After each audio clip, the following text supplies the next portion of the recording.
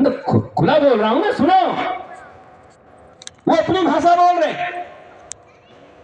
और इतने महान है, और हमारे भीतर एक हीन मान्यता का बहुत इंफीरियरिटी कॉम्प्लेक्स डाल दिया गया है। इसको अंग्रेजी नहीं आती क्या? ये अंग्रेजी कैसी की देश ना, ग्लोबल लैंग्वेज है। 9 देश के लोग बोलते हैं, इसको ग्लोबल लैंग्वेज बोल दिया। चाइना में कोई नहीं बोलता जल्दी। जर्मनी के बच्चे, उनसे पूछा जाता है तुम्हारे पिता का नाम क्या है, और जर्मनी मेरे पिता का नाम। माँ का नाम क्या है? जर्मनी मेरी माँ का नाम। देश का नाम क्या है? जर्मनी मेरे देश का नाम है। मैं तो चाहता हूं कम से कम 10-15 साल तक भारत में भी यही शिक्षा दी जाए। माँ कौन? बोला मेरी माँ भारती। पिता कौन? भारत। ये शिक्षा दी जाए एक बार, हम भारत की संतान हैं। ये क्यों नहीं दिया जाता? जर्मनी से ये क्यों नहीं सीख? जर्मनी के 14 यूनिवर्सिटी में संस्कृत की पढ़ाई शुरू हो गई, वेद पढ़ाए जा रहे हैं 14 यूनिवर्सिटी में, जर्मनी में।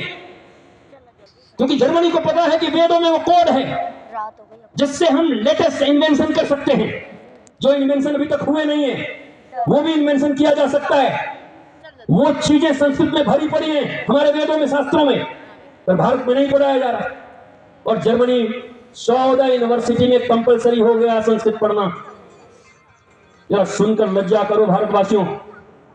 अब आज के कुछ दिन के बाद लोगों को संस्कृत और वेद भी पढ़ना होगा तो जर्मनी जाना होगा, और वो आएंगे बोलो मैं वेद जर्मनी से पढ़ के आ रहा हूं, जर्मनी रिटर्न हो।